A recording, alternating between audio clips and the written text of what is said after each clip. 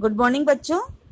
आज का अपना विषय प्लेटो की शिक्षा व्यवस्था, प्लेटो के शिक्षा का सिद्धांत है। जैसा कि रूसो ने कहा है, रिपब्लिक केवल राजनीति पर लिखी गई पुस्तक मात्र ही नहीं, वरन शिक्षा पर लिखी गई एक उत्कृष्ट रचना है जो इससे पहले कभी नहीं लिखी जा सकी। प्लेटो की शिक्षा योजना जीवन के समूचे दृष्टिकोण को बदलकर बुराई की जड़ पर प्रहार कर और जीवन यापन के गलत तरीके में सुधार करने की एक चेष्टा है, एक प्रयास है। यह मानसिक रोग को ठीक करने की एक ऐसी मानसिक निदान है जिससे सामाजिक पवित्रता तथा सत्य की अनुभूति होती है।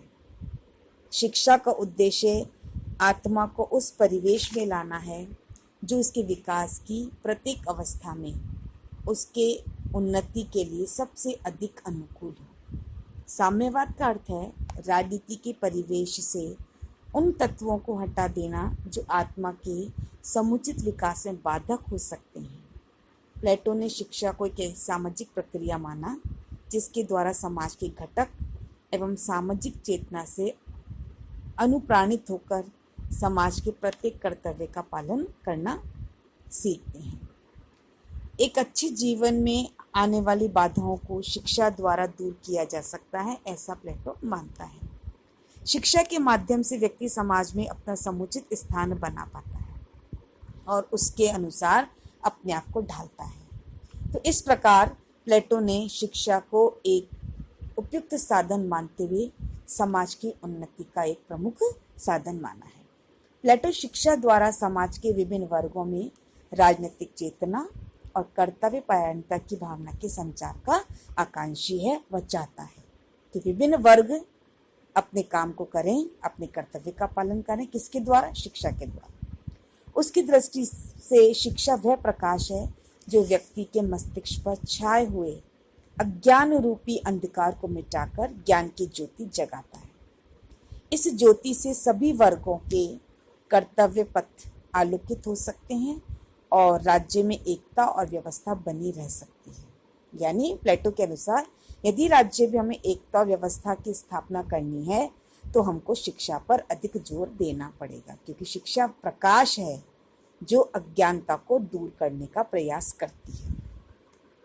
शिक्षा का प्रयोजन समाज के वर्ग अपने अपने कार्य पूरी शक्ति और आस्था से पूरा करें।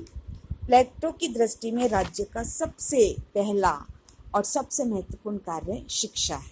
इसलिए प्लेटो की शिक्षा योजना एक राज्य नियंत्रित और अनिवार्य शिक्षा प्रणाली को लेकर चली है। यानी प्लेटो ने शिक्षा पर राज्य द्वारा नियंत्रित और अनिवार्य शिक्षा प्रणाली पर जोर दिया, जिससे कि समाज का प्रत्येक वर्ग शिक्षा अर्जित कर सके, कोई भी वर्ग शिक्षा से वंचित ना रह सके।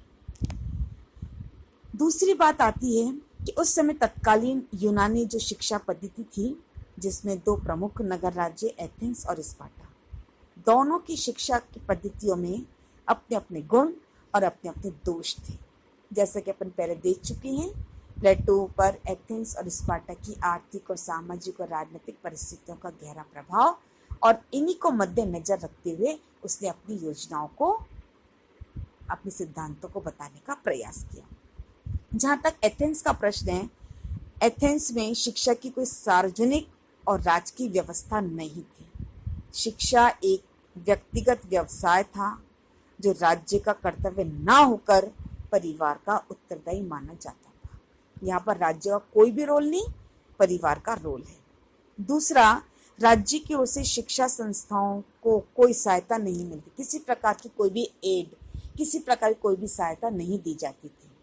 रोमन साम्राज्य के समय तक यूरोप में राज्य की ओर से कोई शिक्षा संस्थान ही नहीं बने थे। सोलन के शब्दों में, एक कानून द्वारा माता पिता को आदेश था कि वह अपने लड़कों को अक्षरों का ज्ञान कराएं। लड़कियों के विषय में कानून बिल्कुल मौन था। शिक्षा का जो पाठ्यक्रम था 3 अवस्थाओं में बताने का प्रयास किया, प्राथमिक, माध्यमिक और उच्च। इसमें 6 से 14 वर्ष प्राथमिक, माध्यमिक में 14 से 18 और उच्च में 18 से 20। और इस अवस्था में सैनिक शिक्षा पर जोर दिया जाता था। जहां तक स्पार्टा की शिक्षा पद्धति का प्रश्न है, वह राज्याधीन थी, राज्य के अधीन थी। वहां की राजनीति में युद्ध की विशेष भूमिका थी और प्राचीन काल में राज्य सैनिक राज्य हुआ करते थे और कठोर प्रशिक्षण की व्यवस्था विद्यमान थी। यह शिक्षा में परिवार का कोई उत्तरदायित्व नहीं था। 7 वर्ष की आयु में ही बालक राज्य को सौंप दिए जाते थे। राज्य उनकी प्रतिभा, उनकी योग्यता, उनकी अभिरुचि के अनुसार उन्हें शिक्षा देता था। किंतु शिक्षा का स्वरूप मुख्य रूप से सैनिक ही था, यानी सैनिक शिक्षा पर स्पार्टा में अधिक जोर दिया जाता था, जिसका उद्देश्य अच्छे लड़ाकू रक्षक पैदा करना था। बड़ी बड़ी व्यायामशालाएं, रहने एवं सोने खाने के लिए बड़े बड़े सामान्य कक्ष और युद्ध क्षेत्र में ही स्पार्टा की प्रमुख शिक्षण संस्थाएं संचालित होती थी। स्पार्टा में प्रारंभ से उच्च शिक्षा तक राज्य का नियंत्रण था।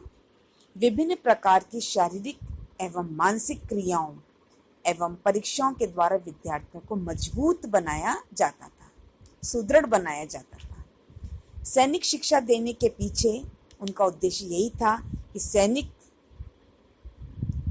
परंपरा की रक्षा की जा सके, जिस परंपरा पर वह जीवित थी। स्त्रियों के लिए शारीरिक शिक्षा अनिवार्य थी। स्त्री और पुरुष एक साथ व्यायाम करते थे।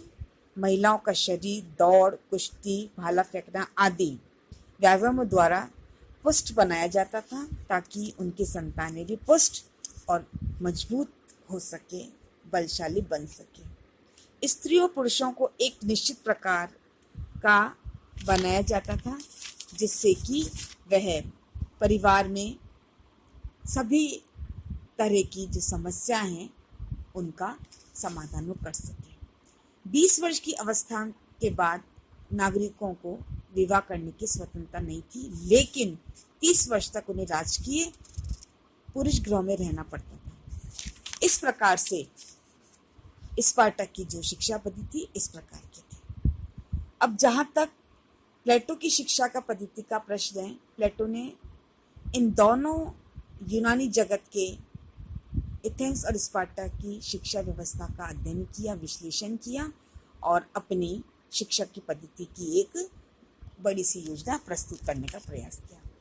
दोनों के गुणों का समन्वय किया और दोषों को मिटाने की कोशिश की, अर्थात एथेंस की बौद्धिक शिक्षा और स्पार्टा की संयमित शारीरिक शिक्षा को अपनाने का प्रयास किया और शिक्षा को व्यक्तित्व और राज दोनों के विकास का एक माध्यम बनाने का प्रयास किया। एथेंस से शिक्षा का व्यक्तित्व रूप लिया, जिसके अनुसार व्यक्ति के संपूर्ण व्यक्तित्व का विकास का माध्यम बना, और स्पार्टा से उसका सामाजिक स्वरूप लिया, जिसके अनुसार शिक्षा राज्य के नियंत्रण में एवं निर्देशन में होनी चाहिए, जिससे वे अच्छा नागरिक उत्पन्न कर सके। स्त्री पुरुषों के लिए एक ही प्रकार की शिक्षा की व्यवस्था की बात करी और उसके अनुसार राष्ट्र के निर्माण में पुरुषों का भी उतना ही स्थान है जितना कि स्त्रियों का।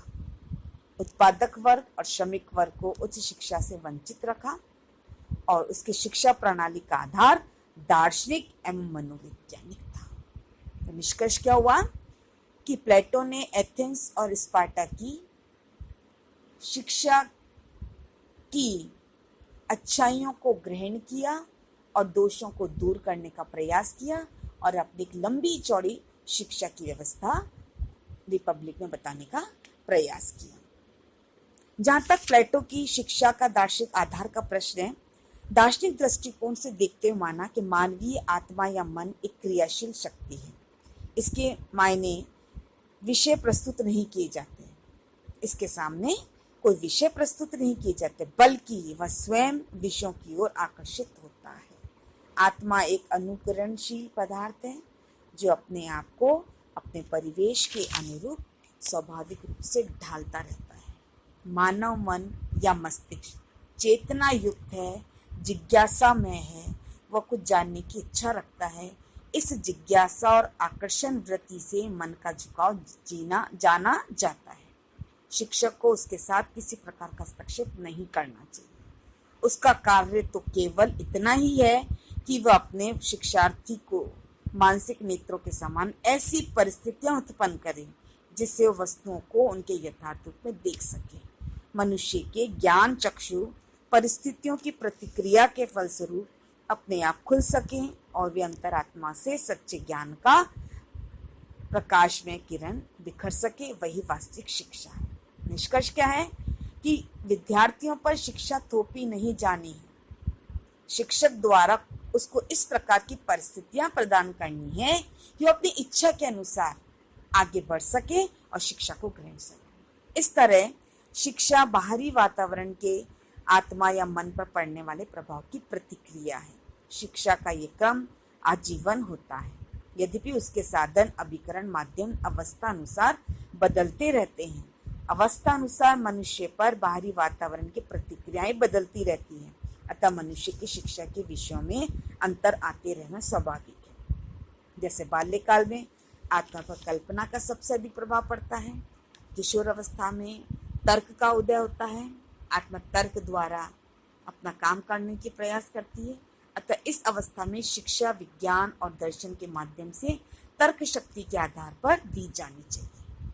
प्रारंभिक शिक्षा का उद्देश्य व्यक्ति को समाज के प्रति अपने कर्तव्यों से परिचित कराना और उनका पालन करने की दीक्षा देना है। आगे चलकर शिक्षा का यह सामाजिक पहलू कुछ धूमिल दिखाई देता है। अब शिक्षा मुख्यतः सत्य साधना तथा भय दर्शन का ही साधन बनती है। प्लेटो सद्गुणों के विकास को शिक्षा के प्रमुख उद्देश्य के रूप में शामिल करता है। प्लेटो के अनुसार मस्तिष्क केवल एक ही आदर्श की ओर जाता है और वह सद्गुण की प्राप्ति। मस्तिष्क का दूसरा कार्य ज्ञान की खोज करना है।